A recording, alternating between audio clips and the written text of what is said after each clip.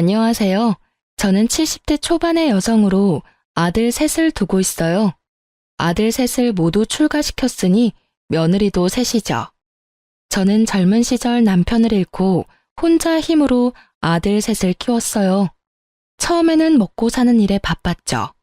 먹을 거 안 먹고 입을 거 안 입고 그렇게 해서 종잣돈 모인 걸로 여기저기 투자를 좀 했죠. 제가 물건을 잘 판단해서 그런지 운이 좋았는지 투자하는 데마다 일이 잘 풀렸어요. 그러다 보니 지금은 꽤 많은 부동산과 현금을 가지고 있죠. 같은 환경에서 키웠지만 아들들은 지금 형편이 모두 다르답니다. 우선 첫째네는 아들이 아주 큰 회사는 아니지만 박봉은 아니어서 형편이 그럭저럭한 상태였어요. 그리고 둘째네 형편이 셋 중에 가장 어렵다고 할 수 있겠네요. 둘째는 중소기업에 다니고 있었는데 월급이 정말 쥐꼬리예요. 그나마 불행인지 다행인지 아이가 없어서 두 내외가 빠듯하게 먹고 사는 형편이었어요. 셋째네, 우리 아들 셋 중에서 가장 부유하게 사는 아들이에요. 아들 며느리가 같이 큰 고깃집을 하는데 꽤 큰 돈을 만지는 것 같더군요. 사람마다 성격이 다른 것은 당연하겠지만 우리 며느리들 정말 다 개성이 뚜렷한 아이들이었어요. 우선 맏며느리는 제가 보기엔 정말 맏며느리다웠답니다. 가장 경우에 밝았고 아래 동서들을 나름대로 컨트롤하려고 노력했죠. 둘째 며느리는 뭐랄까 참 착한 아이예요. 무슨 일에든 불만을 표현하거나 자기를 내세우지 않는 아이였죠. 그리고 셋째 며느리, 욕심이 있어야 돈도 많이 버나 봐요. 아주 욕심이 많은 아이랍니다. 참, 우리 집안에 대해서 먼저 말씀드리자면 대대로 왜 이렇게 아들만 많은지 알다가도 모를 일이었어요. 저도 아들만 셋을 두었고 죽은 남편도 5 형제 중 둘째였거든요. 다른 친척들네 집도 마찬가지였어요. 이렇게 남자만 가득한 집안인지라 손주를 볼 시기만 되면 다들 딸이기를 바랬죠. 남들은 아들을 낳지 못해 야단이라는데 우리 집안에서는 딸 하나가 아쉬웠답니다. 우리 큰며느리도 아들만 둘을 두었죠. 저도 손주 둘 중에 하나만이라도 손녀였으면 얼마나 좋았을까 싶었답니다.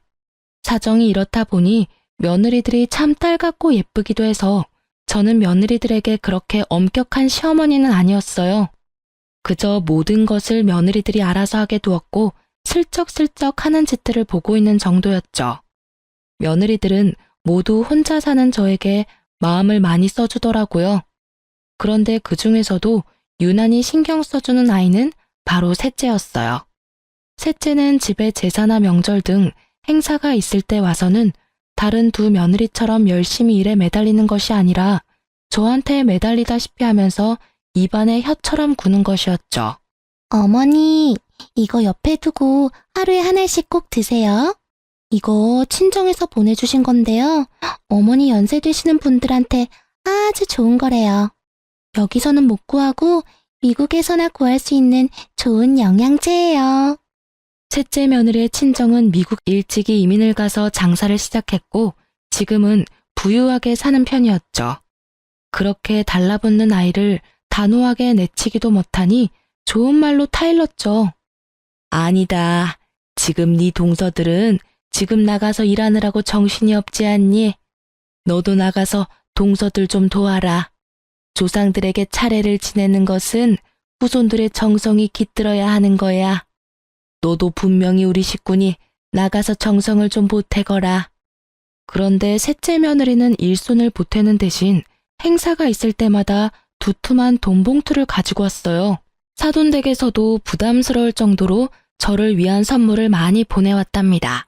며느리들의 성격이 저마다 다른 것처럼 아들들의 성격도 참 많이 달랐어요.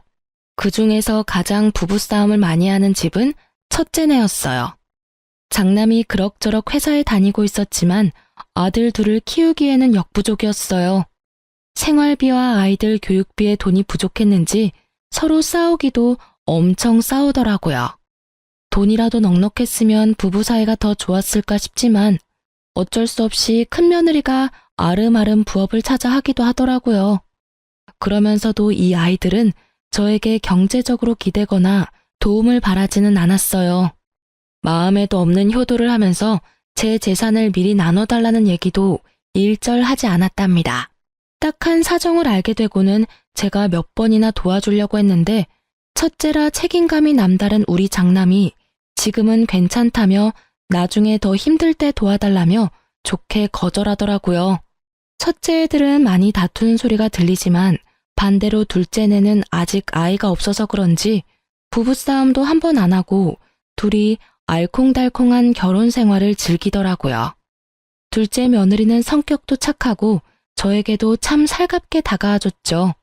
자식이 없으니 둘이 벌어서 생활하기에는 부족함이 없는 형편이었죠. 그런데 문제는 막내 며느리였죠. 아주 욕심쟁이 샘쟁이였어요. 뭐든지 많이 갖고 싶어 했고 남에게 지는 것은 싫어하는 성격이었어요. 가족 행사가 있을 때마다 얌체같이 쏙 빠지면서 돈으로 퉁치려는 셋째를 보고 쟤를 어쩜 좋을까 한숨만 나오더라고요. 동서, 아버님 제삿날에 또 늦게 온다는 거야? 도대체 뭘 믿고 이렇게 집안 행사 때마다 뒤로 빠지는지 모르겠네. 혼자 빠지려고 머리 쓰지 말고 시간 맞춰 어머님 댁으로 와. 알겠지? 아유, 형님. 사업에 할 일이 얼마나 많은데요. 알바생을 쓰고 있는데도 가게가 어쩜 바쁜지 손이 모자라요. 형님 죄송하지만요. 제가 제사에 들어가는 비용은 다 댈게요. 그러니까 저 좀 빼주세요. 네? 그럼 다음에 또 연락드릴게요, 형님. 큰며느리가 며칠 앞으로 다가온 남편의 제사 문제를 의논하러 집에 왔다가 막내 며느리와 하는 통화 소리를 엿듣게 되었죠. 나이도 많은 형님인데 어린 막내가 어쩜 저리 약을 올리는지 참다 못한 큰며느리가 제게 말하더라고요. 어머니, 막내 동서 정말 이제는 못 봐주겠어요. 어머니께서 따끔하게 야단 좀 치셔야 될 것 같아요. 아유, 그래, 알았다. 내가 짬을 봐서 잘 얘기해보마. 남편의 제삿날에도 돈으로 퉁치고 와서 절만 하고 가려는 셋째 며느리가 저도 솔직히 미웠어요. 그래서 제가 직접 막내 며느리에게 전화를 걸었지만 다급한 목소리로 너무 바빠서 전화통화가 힘들다며 얼른 끊더군요. 형님, 여기 있던 김치통들 못 보셨어요? 분명히 여기 놔뒀는데 감쪽같이 없어졌어요. 아니, 김치통에 발이 달린 것도 아니고 이게 도대체 어떻게 된 거야? 그러고 나서 둘째 며느리가 근처에서 돈봉투 하나를 발견했다죠. 짧은 쪽지와 함께 놓여있는 돈봉투였어요. 꽤 많은 액수의 돈이 들어있었고 이 돈으로 사람을 사서 김장을 다시 하라는 셋째 며느리의 또 다른 얌체짓이었죠. 작년에도 똑같은 일이 있었죠. 막내 며느리가 우리 집 김장김치가 식당에서도 인기가 많아서 김치 맛에 손님을 끄는 것도 있다며 홀라당 전부 가져가 버린 것이었죠. 작년에 이어 이런 일이 또 벌어지자 며느리들도 저도 화가 많이 났어요. 드디어 큰며느리가 당장 시댁에 안 오면 가게로 찾아가서 큰 소리 낼지도 모른다고 말하며 막내를 집으로 불러들이는 데 성공했어요. 그리고 막내를 야단치더군요. 이봐, 동서. 집안에서 벌어지는 행사는 돈으로 하는 게 아니라 사람이 하는 거야. 동서는 왜 사사건건 돈이면 뭐든지 다 된다고 생각하는 거지? 김장 담그느라 우리가 얼마나 고생했는데 그걸 홀라당 가져가 버리고.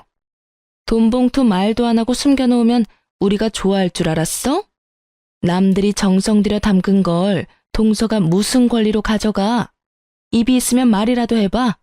막내면 더 사근사근 애살 있게 도와줘도 모자랄 판에 형님들이 고생하고 있는 거 뻔히 보이면서 입 꾹 닫고 모른 척 한다는 게 말이 돼? 아유, 형님. 화난 이유는 알겠는데 사람 사서 김장해봤는데 여기 이 집에서 담근 맛이 안 나잖아요. 식당에 김치 때문에 오는 손님들도 많거든요. 그러니까 제 사정 좀 봐주세요. 네? 옆에서 듣던 저도 기가 다 막히더라고요. 정말 그냥 넘어가기가 힘들었어요. 예, 셋째야. 김장 같이 담그는 거 한 해 두 해 된 일도 아니고 그 김치 맛을 원하면 네가 직접 와서 배울 생각을 해야지. 우리가 식구들은 많지만 다 모일 시간이 그렇게 많지 않잖니. 다 같이 모여서 사는 얘기도 하고 천천히 김치도 담그자는 얘기다. 그런데 막내만 보란 듯이 툭 빠지면 시작하기도 전에 사기가 떨어지지 않니? 네 형님 말 잘 새겨 듣고 다음부턴 김장도 직접 와서 배우고 가거라. 알겠니? 셋째는 이런 제 말에도 비용은 얼마든지 넉넉하게 될 테니 식당에서 쓸 김치까지 우리더러 담가달라는 것이었죠. 그러고는 한다는 이야기가 사람을 움직이는 것은 결국 돈이라나요? 제가 세상 일이 그렇게 돈으로만 굴러가지 않는다고 그 생각을 버리지 않으면 언젠가 발등을 찌를 수 있다고 타일렀어요. 둘째도 셋째를 야단치면서 앞으로 이런 짓을 또 한다면 동서들 사이에서 따돌림을 당할 것이라고 경고했죠. 그랬더니 셋째가 코웃음을 치더군요. 그런데 이런 며느리들끼리의 다툼이 아들들에게도 말거리가 되었나 봐요. 우리 집 사람하고 근재수 씨는 제사다 차례다 해서 그때마다 며칠씩 고생을 하는데 왜 막내 재수 씨는 그때마다 안 보이니? 똑같은 며느리인데 왜 두 사람은 죽어라 고생하고 한 사람은 보이지도 않느냔 말이다. 오죽하면 이런 말이 내 귀에까지 들어오더라. 돈 봉투 놓고 사라지거나 엄마 옆에나 딱 붙어서 아부하는 거 이제 하지 말라고. 네가 재수 씨한테 잘 말해. 그러게 말이다. 너희 지난번 설에도 집에 돈만 보내고 둘이 스키장 간 거 내가 다 안다. 우리가 비록 너처럼 많이 벌지는 못해도 집안 행사 때 쓸 돈은 낼 수 있어. 그 돈 없어서 집안 행사 못 치르지 않는다. 돈만 보내는 게 얼마나 예의 없는 짓인데 재수 씨 때문에 우리 기분이 어떻겠냐? 우리도 빠지고 싶고 놀고 싶지만 집안 행사니까 참고 하는 거야. 막내야, 어린 건 알겠지만 너도 한 집안의 가장이니까 네가 먼저 솔선수범하고 책임감 있게 행동해야 돼. 그래야 재수 씨도 보고 배우지. 아니, 제 와이프가 뭘 그리 잘못했다고 다들 왕따를 시켜요? 그렇게 그런 게 억울하면 형들도 돈 버세요. 돈 벌어서 힘들지 않게 살면 되는 거죠. 그냥 일 안 하는 것도 아니고 충분히 행사 비용 될 만한 돈은 내놓고 빠지는 거잖아요. 저희도 억울한 부분이 분명 있다고요. 각자의 사정이 있는 거잖아요. 고깃집으로 장사 잘 되는 게 얼마나 힘든 건지 아세요, 다들? 하루라도 장사 안 하면 주변 상권에 밀리기 일쑤라고요. 물 들어올 때 노져야 되는데 지금이 물 들어올 때라 절대 빠질 수 없어요. 저흰 형님들과는 다르게 하루하루가 바쁘다고요. 위에 아들 둘도 셋째 아들의 이런 말에 어이가 없는 모양이더군요. 저 역시 평상시에 아이들의 다툼에 그다지 끼어드는 편이 아니었고 셋째 아들에게 제 생각을 이야기해봤자 별 소용이 없겠다는 생각에 그냥 듣고만 있었어요. 그리고 답답해서 잠시 현관문 밖으로 나갔다가 앞집 손녀딸을 보게 되었죠. 명절날이나 다른 행사 때 우리 집은 그야말로 난장판이었어요. 어릴 땐 뛰어다니느라 아랫집에서 시끄럽다고 찾아온 적도 여러 번이었고 이젠 머리가 좀 컸다고 다들 의견 하나 굽히지 못하고 싸우는 모습을 보니 가슴이 답답하더라고요. 이런 형편에 얌전하고 고분고분 인사하는 앞집 손녀딸을 보니 진심으로 앞집이 부럽더군요. 제가 다시 집 안으로 들어와서 아들 셋의 약간 싸늘해진 분위기를 돌릴 겸해서 지나가는 말로 한마디 했죠. 아이고, 그나저나 앞집 손녀딸을 보니 인형 같더라. 우리 집엔 어떻게 이렇게 시커먼 사내들만 있는지 모르겠다. 손녀딸 하나만 볼 수 있다면 더 이상 바랄 게 없을 텐데, 아휴. 갑자기 조용해지더라고요. 제가 가볍게 내뱉은 말이었지만 아들들에겐 가벼운 말이 아니었나 봐요. 며느리들이 모두 젊기에 아직 얼마든지 더 손주를 볼 수 있는 상황이었거든요. 제 가벼운 말을 가지고 아들 셋이 각자 안 사람들에게 무슨 소리를 했는지 돈 버는 재미에 아이 낳는 것도 미루고 있던 셋째가 드디어 아이를 가지려고 노력한다는 소식이 들렸어요. 일단 반가웠어요. 둘 다 젊으니 피임을 그만두고 나서 바로 아이가 생겼다더군요. 그런데 이상하게도 아들 둘을 낳고 한동안 아이가 없었던 첫째네까지 생뚱맞게 아이를 가졌다는 이야기가 들렸어요. 갑자기 손주복이 터지는구나 싶었지만 둘 다 아들일 것 같아서 마음이 불안하긴 했답니다. 그리고 이 와중에 혼자만 아이를 갖지 못한 둘째네가 마음에 걸렸죠. 둘째야, 아직 젊으니까 마음 조급하게 먹지 말아라. 갑자기 웬 손주들이 한꺼번에 둘이 생기려는지 모르겠구나. 네가 신경이 쓰일 것 같아 하는 말이야. 아니에요, 어머니. 그건 사람 힘으로 되는 일이 아니잖아요. 다 하늘이 점지해야 되는 일이죠. 저 아무렇지도 않아요. 걱정해 주셔서 감사해요. 그렇게 첫째와 셋째가 동시에 임신하자 둘째가 신경 쓰이면서도 기쁜 것은 어쩔 수 없었죠. 특히 돈 버는 일에만 신경을 쓰면서 아이 낳는 일을 피하고 있었던 막내네가 아이를 가졌다는 것이 정말 의외였어요. 식당이 한참 잘 되고 있었거든요. 막내의 성격으로 보아 쉽사리 그런 결정을 내릴 애가 아닌데 곰곰이 생각을 해보았어요. 첫째네는 이미 아이를 그만 낳을 것이라고 했었고 위에 아이 둘은 이미 초등학교 2, 3학년이었어요. 셋째가 너무 터울이 컸죠. 그런데 갑자기 이렇게 경쟁하듯이 아이가 생기니 어리둥절할 밖에요. 마음에 집히는 것이 있었죠.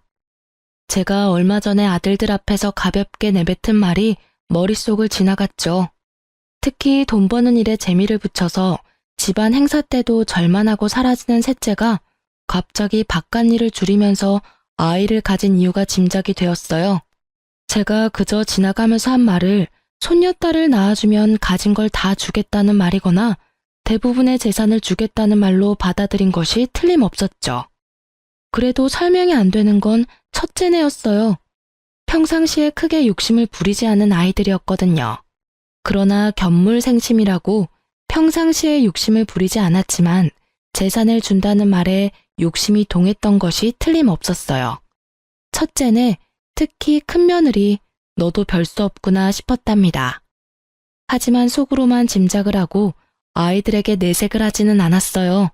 재산 때문에 손녀를 낳아 효도를 하려는 자식들이 한심했지만 일단 임신 중인 아이들에게 나쁜 소리를 하고 싶지는 않았죠. 나중에 아이를 낳으면 한마디씩 해줄 생각이었어요. 그리고 저는 제가 살아있는 동안에 제 재산을 미리 증여해줄 생각은 없었답니다.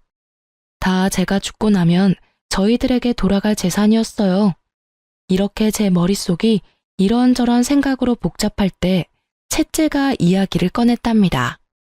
어머니, 저 미국에 가서 아이 낳아올게요. 친정이 미국에 계시니 저도 편안하고 어머니도 신경 덜 쓰시게 될 것 같아서요. 그리고 아이한테 미국 시민권 하나 만들어주는 거 큰 돈 들여서라도 해준다잖아요. 셋째 며느리의 말이 나름 일리가 있다고 생각되었어요. 곧 태어날 손주에게 도움이 되는 일이니 가서 낳고 오라고 했죠. 그렇게 며느리가 미국으로 떠났고 간지 10개월 만에 아이를 낳았다는 소식을 전했죠. 그렇게도 기다리고 기다리던 손녀딸이라고 하더라고요. 저는 정말 날아갈 듯이 기뻤답니다. 빨리 데리고 들어오라고 성화를 했죠. 며느리가 드디어 아이를 데리고 들어왔어요.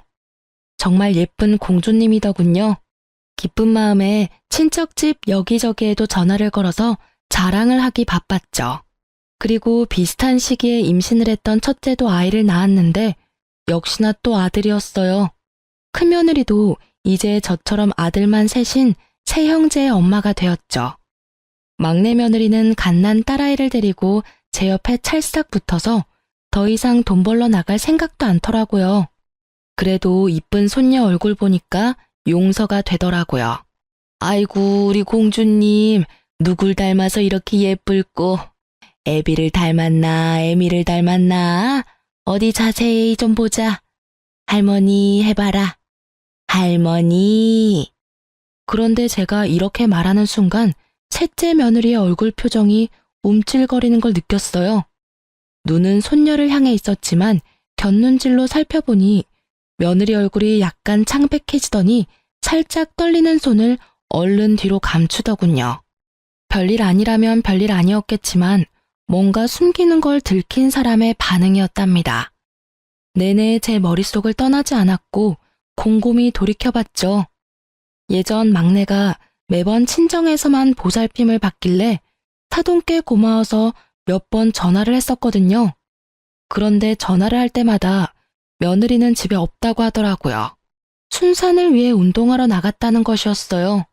그리고 제 느낌인지는 모르지만 사돈댁에서는 제 전화를 받는 게 어딘가 불편한 것 같더라고요. 피하는 느낌도 들었지만 그때는 그저 사돈이라는 관계가 어려운 관계니 자주 통화하기 불편해서 그런가 보다 했었죠.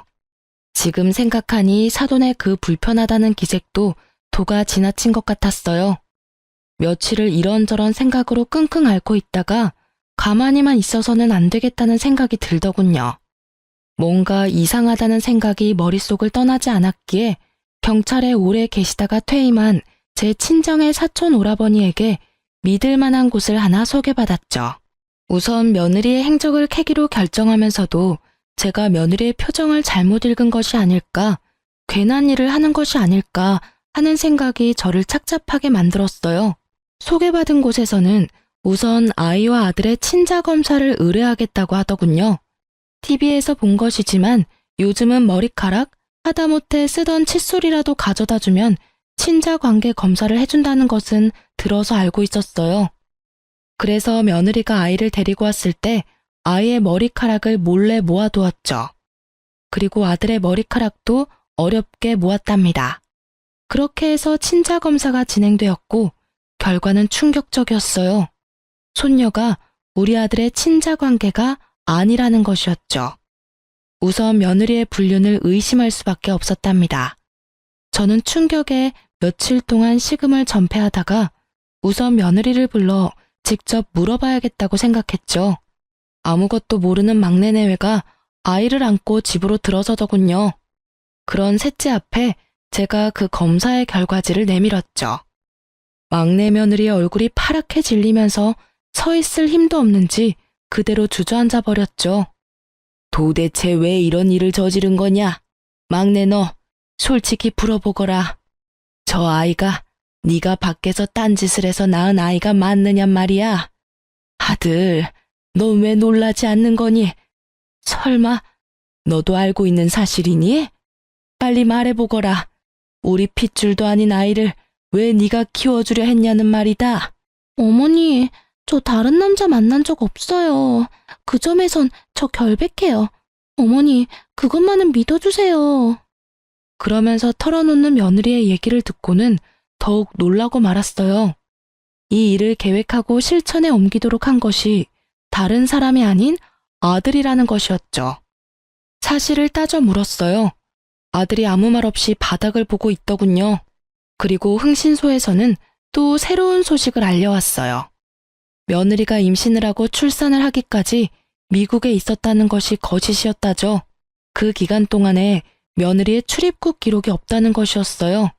귀신에 홀린 것 같다는 생각이 들더군요. 여기까지 듣자 눈앞이 캄캄해지면서 다리에 힘이 다 풀렸어요. 그러니까 임신하지도 않은 아이를 임신했다고 했고 당연히 국내에서 출산을 할 수가 없으니 원정 출산을 하겠다고 한 거였어요. 막내 며느리가 국내 어딘가에 아주 교묘하게 숨어버리고 10개월이 지나기를 기다리면서 그 사이에 아이의 입양을 추진한 것이었죠. 그러니까 결국 셋째가 손녀딸이라고 데려온 아이는 입양하라는 결론이었어요.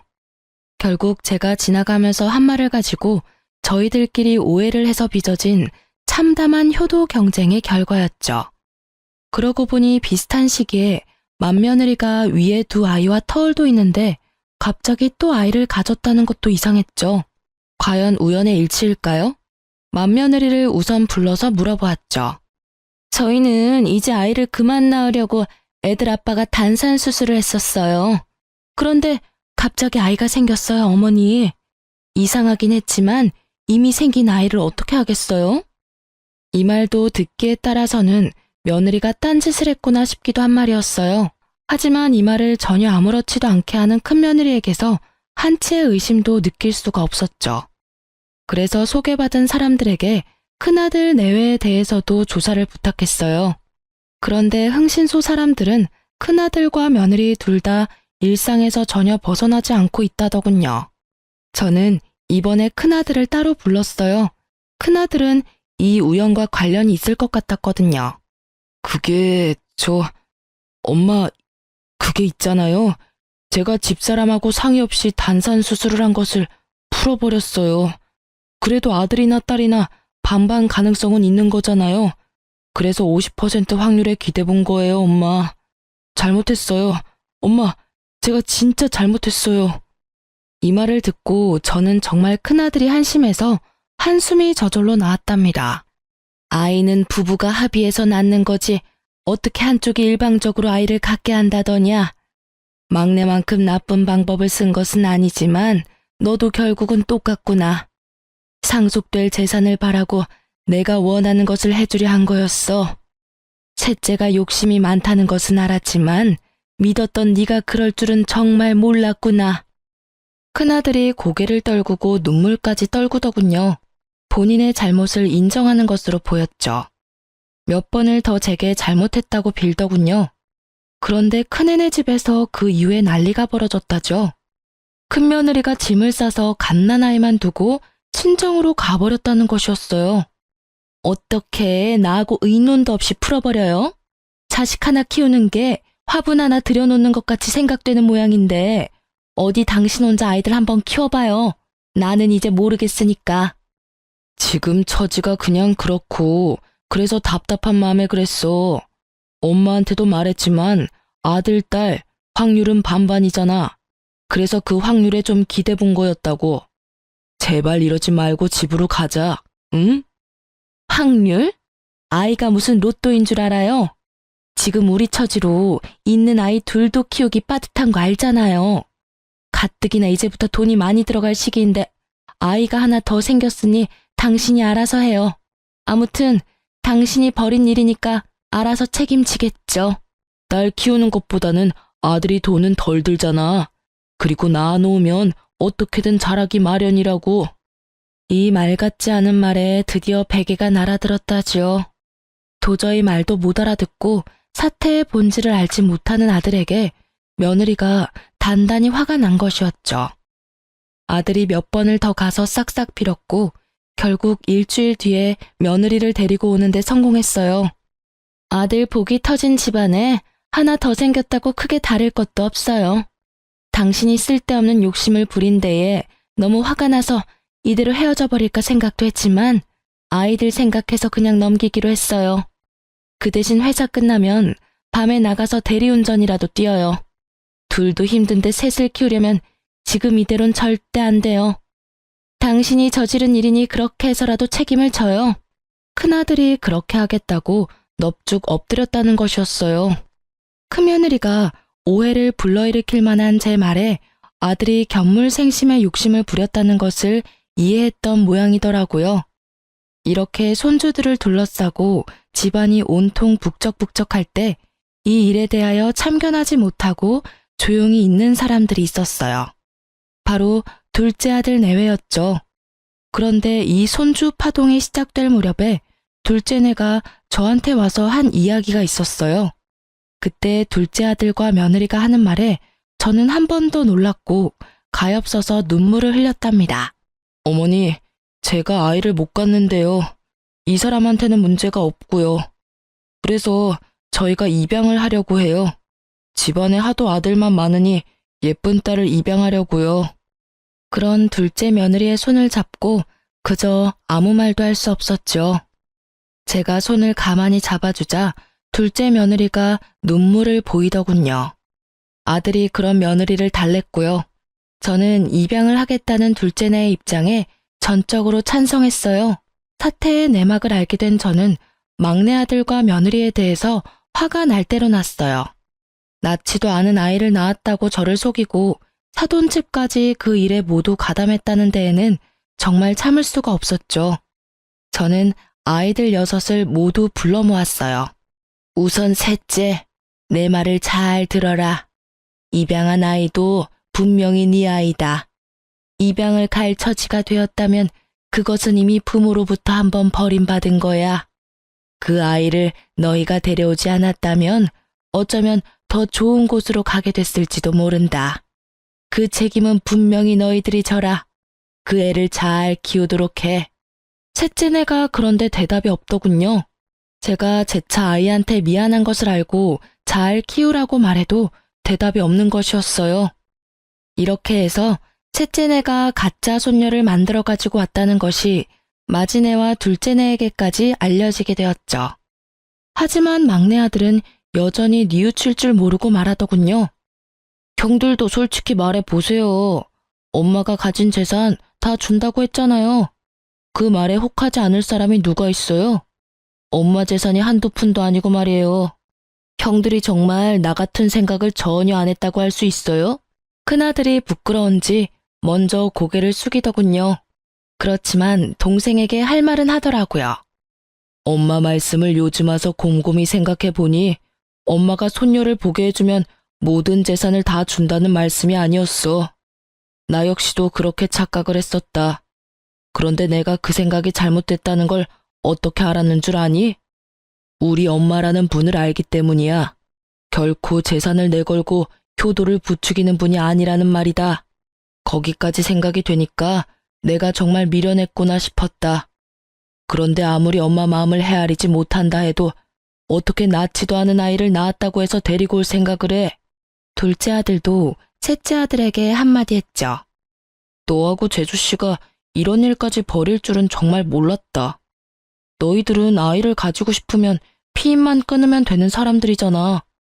우리는 손녀가 아니라 아들만 줄줄이 낳는다고 해도 우리 피를 이은 아이를 가질 수가 없어. 처가에서 나한테 미안해 하셨지만 그건 이 사람이나 처가 잘못이 아니잖아. 그래서 정당하게 입양을 결정했던 거야. 너희들이 정말 자식이 갖고 싶어도 못 갖는 그 심정을 알기나 하냐? 둘째 며느리와 큰아들 내외의 눈시울이 붉어지더군요. 큰며느리는 갓난아들을 안고 있었고 셋째는 어디다 아이를 맡기고 왔는지 아이는 데리고 오지 않았더라고요. 이 순간에 갑자기 제 가슴이 덜컥 내려앉은 것은 왜일까요? 다들 킨 마당에 혹시라도 파양이라도 하지 않을까 덜컥 걱정이 되었죠. 애미가 이미 말했지 않느냐? 그 아이에 대한 책임이 있다고 말이다. 다시 말하마. 그 아이는 틀림없는 너희 아이고 내 손녀딸이야. 도대체 그 아이가 무슨 죄를 지어서 돌도 되기 전에 2번이나 버림을 받는단 말이냐? 이어서 둘째 며느리도 걱정이 되는 말투로 셋째에게 말하는 것이었죠. 평상시에 입을 잘 열지 않지만 입만 열었다 하면 전곡을 찌르는 둘째였어요. 동서, 만일 이 일이 들키지 않고 동서가 착각한 대로 어머니가 한 재산 떼어주셨다면 동서 그 아이 계속 키웠을 거 아니야. 적어도 어머니가 살아계실 때까지는 그 아이를 키웠겠지. 그치만 그 후에 어머니가 세상에 없으면 물건 버리듯이 가볍게 버릴 생각을 한 거 아니지 설마? 진짜 너네가 사람이야? 짐승도 그렇게 생각 안 해. 제발 내 말이 아니라고 대답해. 어서. 셋째네가 굳이 부정을 하지 않았고 제 가슴에 아주 바위덩이가 올라앉아 버렸죠. 아이를 낳았다고 데려온 지 몇 달, 벌써 돌이 다 되어가고 있는 아이였어요. 아이는 이미 제 마음속에서 의심할 바 없이 제 손녀딸이었답니다. 저는 단호하게 셋째네에게 말했죠. 만일 너희가 저 아이를 파양한다는 나쁜 생각을 한다면 너희는 내 아이들이 아니다. 너넨 이제 다 큰 성인이란 말이다. 자기가 한 일에 대해서는 당연히 책임을 져야 하는 거야. 혹시라도 그 아이를 버리면 내 눈에 흙이 들어가기 전까지 둘 다 내 앞에 나타날 생각은 하지 말아라. 제 품에 안겨 방긋방긋 웃고 있는 손녀딸이 생각나면서 제 눈에도 눈물이 고였죠. 그 아이를 제 품에서 떼어놓다니요. 도저히 못할 일이었어요. 셋째네는 결국은 제가 원하는 답을 주지 않은 채 자리를 떴어요. 그렇게 그날의 가족 모임이 파했고 그렇게 셋째네에게서 본 손녀에 대한 생각으로 마음고생이 심하던 중 둘째네가 예쁜 딸을 입양해 데리고 왔더군요. 까맣고 맑은 눈이 반짝이는 정말 예쁜 손녀딸이었죠. 아이고 예쁘기도 해라. 아가, 얘가 너를 많이 닮은 것 같구나. 눈매하며 인매가 너를 닮았어. 둘째 며느리가 엷은 미소를 짓더군요. 하지만 마냥 기뻐할 수만은 없었어요. 그렇게 둘째네 손녀에 대해서 정을 들이고 있을 무렵 결국은 셋째네가 손녀를 파양할 것이라는 말이 다른 두 며느리를 통해서 제게 들려왔어요. 두 며느리가 설득도 해보고 야단도 쳐보았지만 셋째네가 말을 듣지 않았다죠. 마음에도 없던 아이, 그저 한 재산 차지해보겠다고 입양한 아이였죠. 그러니 쉽게 파양을 결정할 수 있었겠죠.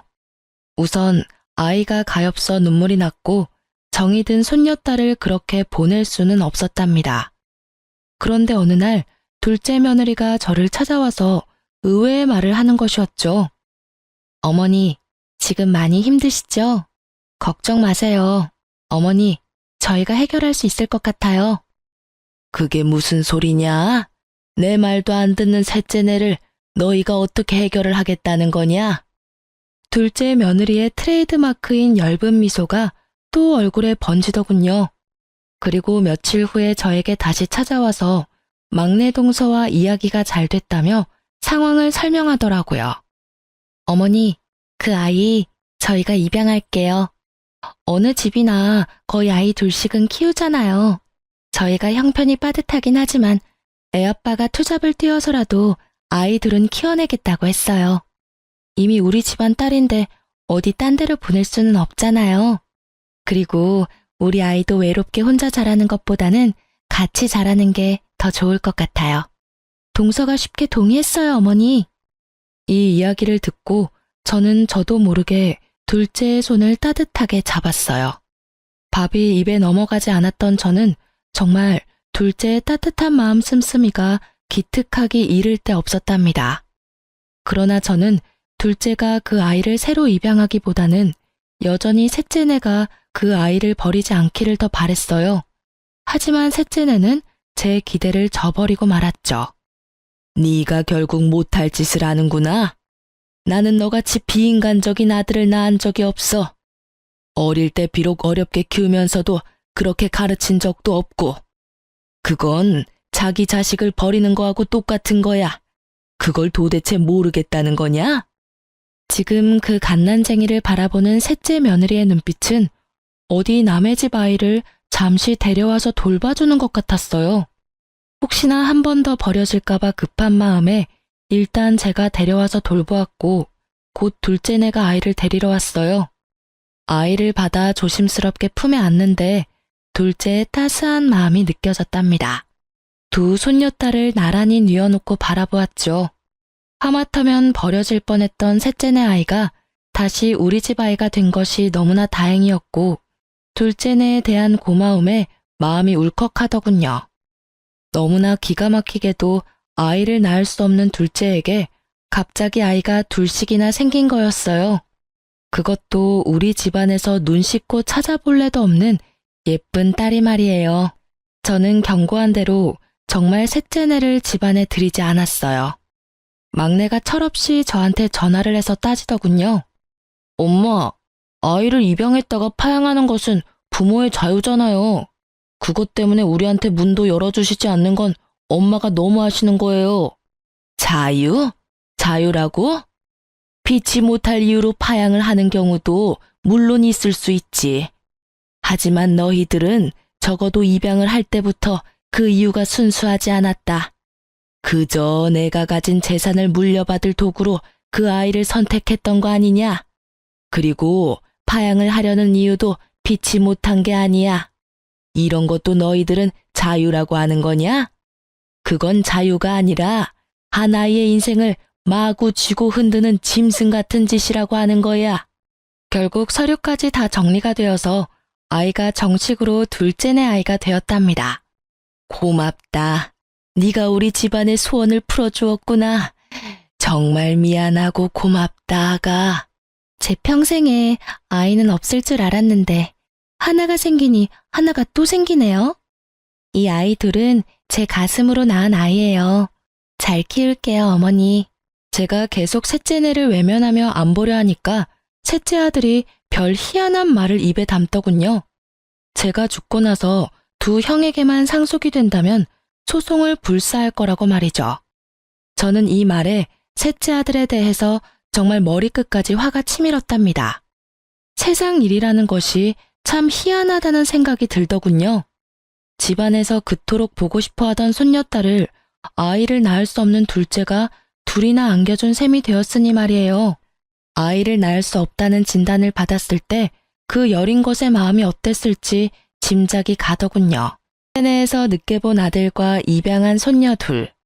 이 아이들이 무럭무럭 자랐어요. 큰아들은 정말 대리운전까지 하면서 셋이나 되어버린 아이들을 키우려 부단히 노력하고 있죠. 그리고 둘째네, 아이 둘을 키울 형편이 아니었어요. 며느리도 직장을 알아보아 취직을 했답니다. 아이 둘은 저와 큰며느리가 돌아가며 봐주었어요. 저는 그런 둘째에게 제가 가지고 있는 현금의 일부를 증여해 주었답니다. 큰아들네에게도 조금씩 도움을 주고 있어요. 둘째네는 자신들의 힘으로 키워보겠다고 했지만 저는 어릴 때 엄마가 같이 있어주는 것이 아이들을 위해서 더 좋을 거라고 판단했어요. 그래서 직장에 나가지 말고 아이들에게만 신경을 쓰라고 굳이 아이들의 양육비로 돈을 주었죠. 그런데 그렇게 잘 나간다던 셋째 아들의 사업이 갑자기 전 세계적으로 유행한 감염성 질병 때문에 된소리를 맞았다는 말이 들리더군요. 우리 셋째네뿐만 아니라 사람들이 모여야 장사가 되는 사업 특성상 자영업자들의 생계가 모두 막막한 지경에 처해버린 거죠. 그것은 미국의 사돈댁까지도 예외가 아니었다고 했어요. 심지어 제가 신경통 때문에 자주 가던 사우나까지 갈 수가 없게 되어버릴 정도였죠. 결국 셋째가 저에게 손을 벌리더군요. 큰 잘못을 저질렀지만 그래도 자식이라고 제 마음이 왜 흔들리지 않았겠어요. 하지만 여러 번 고심한 끝에 저는 셋째의 부탁을 들어주지 않기로 결정했어요. 아직 손녀딸 문제에 대해서 잘못했다는 기색이 없는 아이들이었죠. 그런 아이들에게 자신들의 노력도 없이 뭔가 생기는 것이 그 아이들을 위해서도 좋지 않다는 생각이 들더군요. 막내가 여러 번 도움을 청했지만 저는 식당 문을 닫고 나중에 포장마차부터 다시 시작하는 것까지 각오하라고 했어요. 그렇게 스스로의 힘으로 다시 일으켜보라고 했죠. 세월은 무심하게 흘러서 새로 태어난 새 손주가 무럭무럭 자랐고 어느덧 초등학교에 입학할 나이가 되었어요. 저도 이제는 팔순을 바라보는 노인네가 되었죠. 자식을 포기한다는 일, 참 어려운 일이더군요. 셋째네를 그렇게 내치고 저는 참 많이 울었어요. 여전히 제 재산에 대해서 소송이니 뭐니 하는 말을 입에 담고 있지만 그래도 저는 그 아이들이 우선 잘못을 뉘우치고 사업을 자신들의 힘으로 다시 일으키기를 바라고 있어요. 지금까지 제 아들 일이라 정말 창피하지만 가짜 손녀를 만들어서 원정 출산으로 꾸민 철없는 셋째 아들네 이야기를 들려드렸어요. 그리고 정말 기가 막히게도 이 이야기는 또한 아이를 낳을 수 없는 며느리가 손녀를 둘이나 안겨준 제게는 참 뭉클한 사연이랍니다. 여러분도 오늘 하루 따뜻한 하루 되시길 바랍니다. 긴 글 읽어주셔서 감사합니다.